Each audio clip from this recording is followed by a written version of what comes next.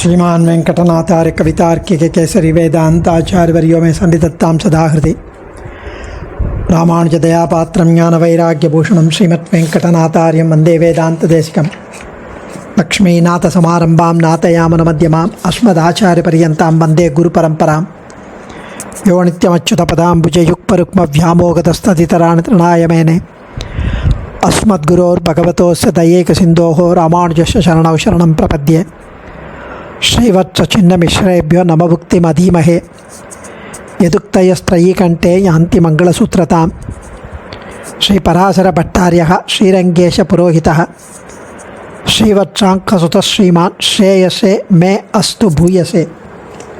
ஸ்ரீ பராசர பட்டருடைய ஸ்ரீரங்கராஜஸ்தவம் உத்தர சதகம் ஆச்சாரியன் அனுகிரகம் 4 ஸ்லோகங்கள் இதுவரை அனுபவித்தோம். இன்றைக்கி 5வது ஸ்லோகம்.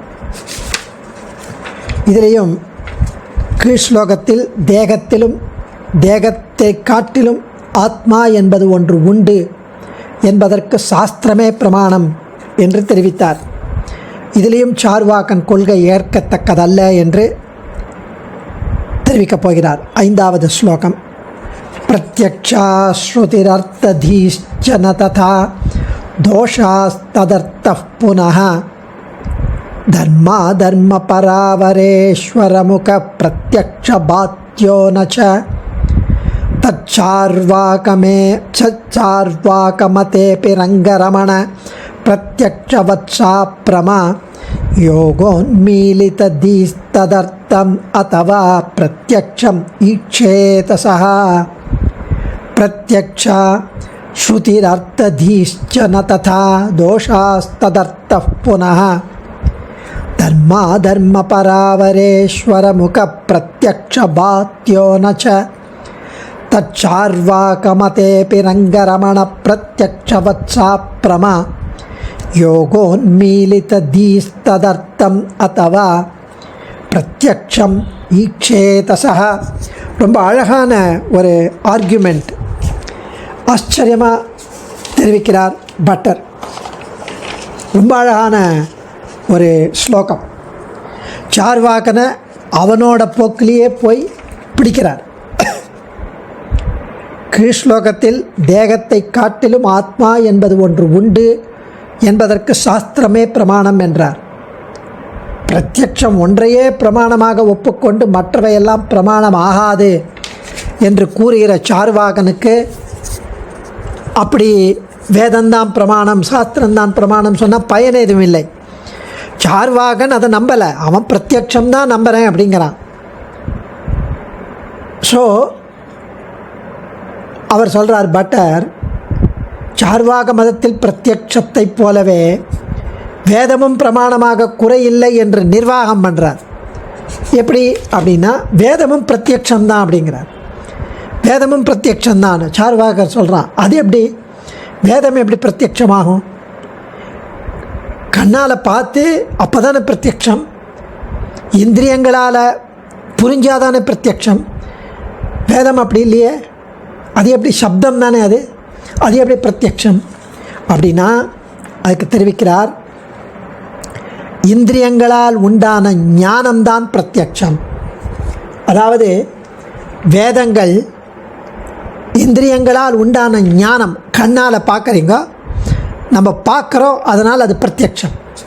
கண்ணை போலவே காதும் வெளி இந்திரியம். கண்ணாலே காண்பதும் பிரத்யக்ஷம், காதாலே கேட்பதும் பிரத்யக்ஷம் இல்லையா? கண்ணாலே காணுகிறாள் போலே காதால் கேட்பதும் பிரத்யக்ஷம் தானே. எனவே காதுக்கு பிரத்யக்ஷ விஷயமாக கூடிய வேதம். ஸ்ருதி எப்படி வருது? 6வது காதுக்கு கிடையாது. ஸ்ருதின்றது காது வழியாக ஓரான் வழியாக வருது.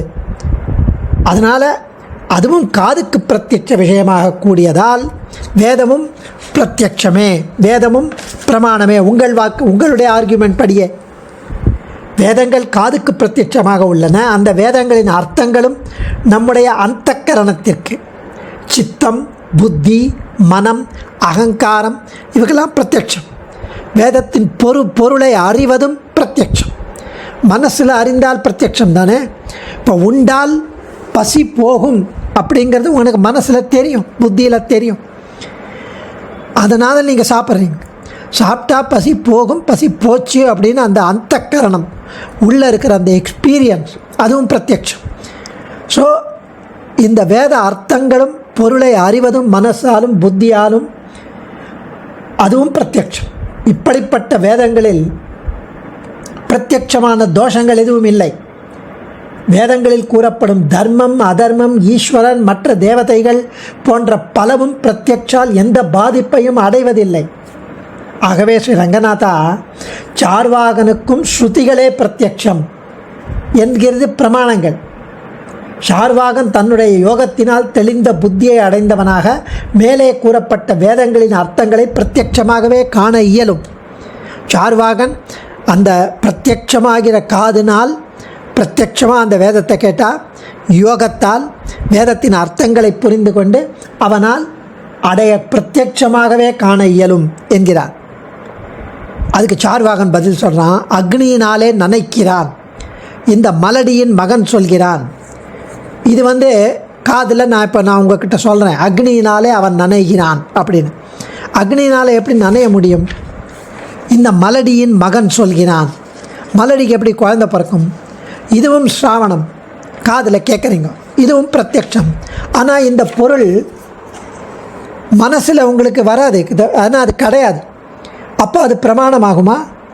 அதுபோல் காதில் கேட்குறதெல்லாம் பிரமாணம்னா வேதங்கள் பிரமாணமாக மாட்டாது என்று தெரிவித்தார்கள் சார்வாக். அதுக்கு பட்டர் கூறுகிறார், பராசர பட்டர், மனிதனால் செய்யப்பட்டதாகில் பிரமை, பிரமாதம், விப்ரலிப்சை ஆகிய தோஷங்கள் இருக்கக்கூடும். பிரமம் அப்படின்னா முத்துச்சிப்பியை பார்த்து வெள்ளி என்று எண்ணுவது. ஈயத்தை சுட்டி காட்டி இது வெள்ளி என்பானால் அது தோஷம். பிரமாதம் அப்படின்னா கவனக்குறைவால் தவறாக சொல்வது. விப்ரலிப்சை அப்படின்னா பிறரை வஞ்சிக்க வேண்டும் என்கிற எண்ணத்துடன் சொல்வது. இதெல்லாம் வரும். ஆகிய தோஷங்கள் இருக்கக்கூடும். மனிதனால் செய்யப்பட்டதாக இருந்தால் இதெல்லாம் வரும். ஆனால் அவை பிரத்யட்சங்கள் இல்லை. வேதம் எப்படின்னா அது ஒரு வகை சப்தங்களின் கூட்டம். தவறான பொருளை தெரிவிப்பது சப்தத்திற்கு தோஷம். தனிப்பட்ட ஒரு வேதம் தவறான பொருளை தெரிவிக்காது. இது வெள்ளியை தங்கம்னு சொல்லாது, ஈயத்தை வெள்ளின்னு சொல்லாது. அப்போது இந்த வாக்கியம் தவறான பொருளை எப்போ தெரிவிக்கும்? காதில் கேட்கறது எப்போ தவறான பொருளை தெரிவிக்கும் அப்படின்னா, அந்த உங்கள் காதுக்குள்ள சொன்ன மனுஷன், அந்த புருஷன் இந்த பதங்களை சரியாக உபயோகிக்காமல் தவறாக உபயோகித்ததனால்தான் இந்த தவறான பொருளை காட்டுவதற்கு காரணமாகிறது. அவன் குழம்பி பிரமை ஏமாத்தணும்னு சொன்னாலோ, இல்லை அந்த கவனக்குறைவால் தவறாக சொன்னாலோ அப்போ அவனுக்கு தோஷம் வரும். இத்தகைய தோஷங்கள் ஒரு கண்ணுக்கோ காதுக்கோ வராது, மனுஷனுக்கு தான் வரும். கண்ணும் காதும் ஒரு அச்சேதன வஸ்து, அதுக்கு வராது. காது நீ என்ன சொல்கிறதோ அது கேட்குறது. சொல்லப்பட வேண்டிய விஷயம் வேதமாக இருந்தால் தோஷம் கிடையாது. சொல்லப்பட வேண்டிய விஷயம் கவனக்குறைவால் தப்பாக சொன்னால் தோஷம். அதனால் அக்னினா சிஞ்சதி என்னும் வாக்கியத்தில் என்ன தோஷம் பிரத்யட்சமாய் உள்ளது அப்படின்னா, நெருப்பினால் நனைகிறான் என்பது அந்த வாக்கியத்தின் பொருள். அது பிரத்யட்சத்துக்கு பாதகமாக இருக்கிறது. நெருப்பினால் எப்படி நனைய முடியும்? நெருப்பினால் சுடதான் முடியும். அதனால் அதுக்கு தோஷம். நீ சொன்னது தப்பு. அந்த வாக்கியம் துஷ்டம். வேதங்களாலே போதிக்கப்படுகிற அர்த்தங்களும் பாதிக்கப்படுகின்ற காரணத்தால் அவற்றுக்கு தோஷங்கள் ஏற்படும் இல்லையா அப்படின்னு சார்வாகன் சொல்கிறார். அதுக்கு பட்டர் சொல்கிறார், இந்த மாதிரி தவறான வார்த்தைகள் வேதங்களில் கிடையவே கிடையாது. புண்ணியம், பாபம், பரதேவத்தை இவை முதலான விஷயங்கள் தான் வேதத்தில் விளக்கப்படுகிறது.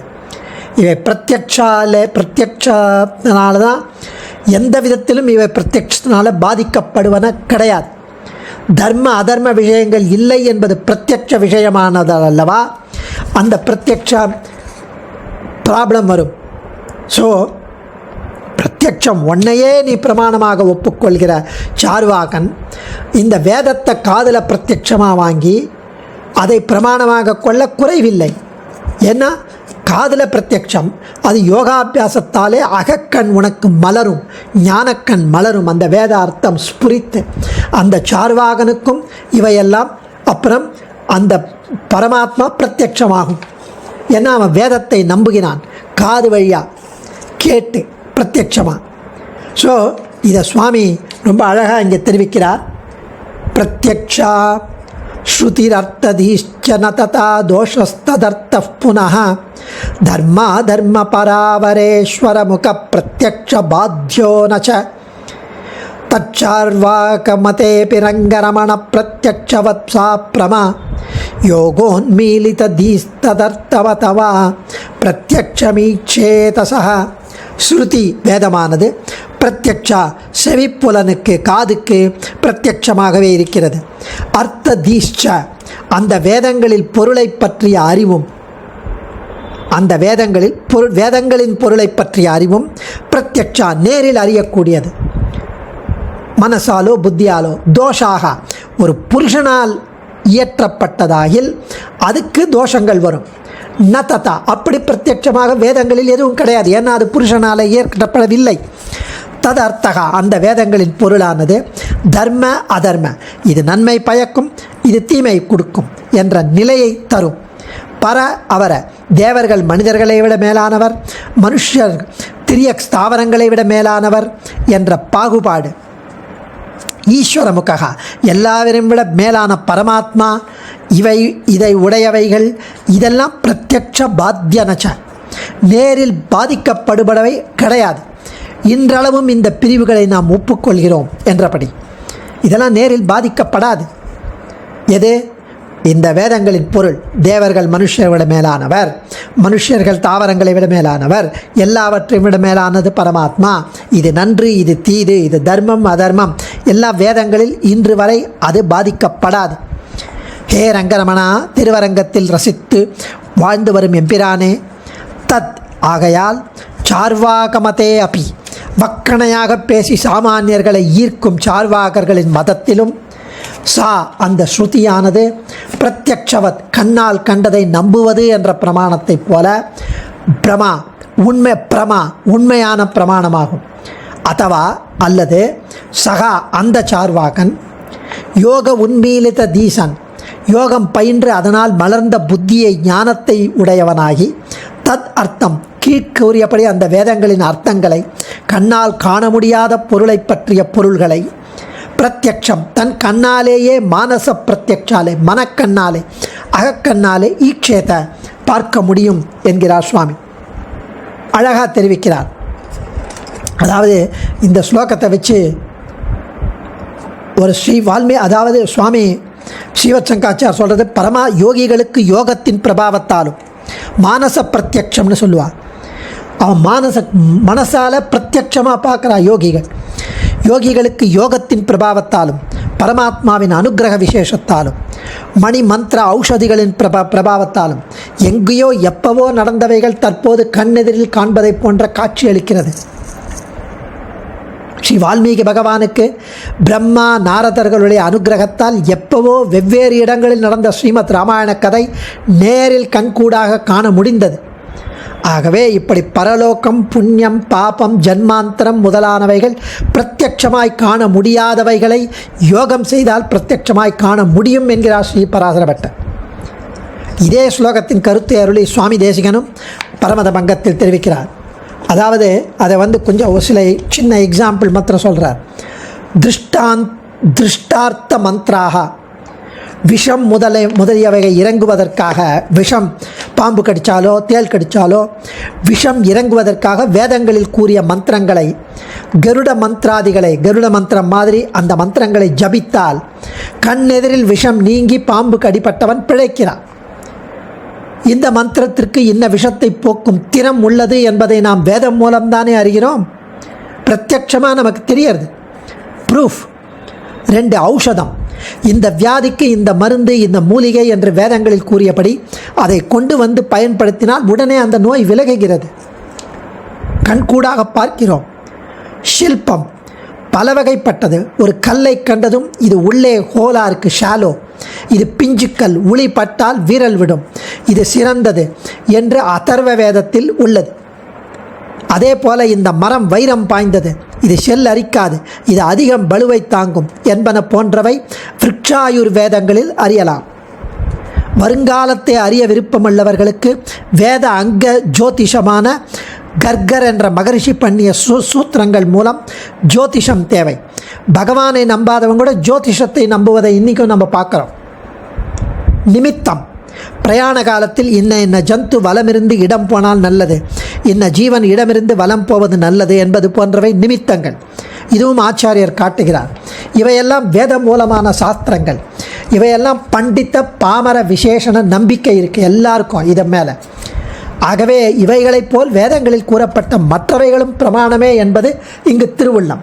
வேதம் எப்பவும் தவறாக சொல்லாது. தர்மாதயா கஸ்யச்சன பிரத்யக்ஷாக என்ற அனுமானம் ஏற்பட்டது. இதை கொண்டே நியாய பரிசுத்திலே இதெல்லாம் விசேஷங்களாக தெரிவிக்கப்படுகிறது. அடியே தன்யோஸ்மி. கவிதார்க்கிக சிம்ஹாய கல்யாண குணசாலினி ஸ்ரீமதே வெங்கடேசாய வேதாந்த குரவே நமக.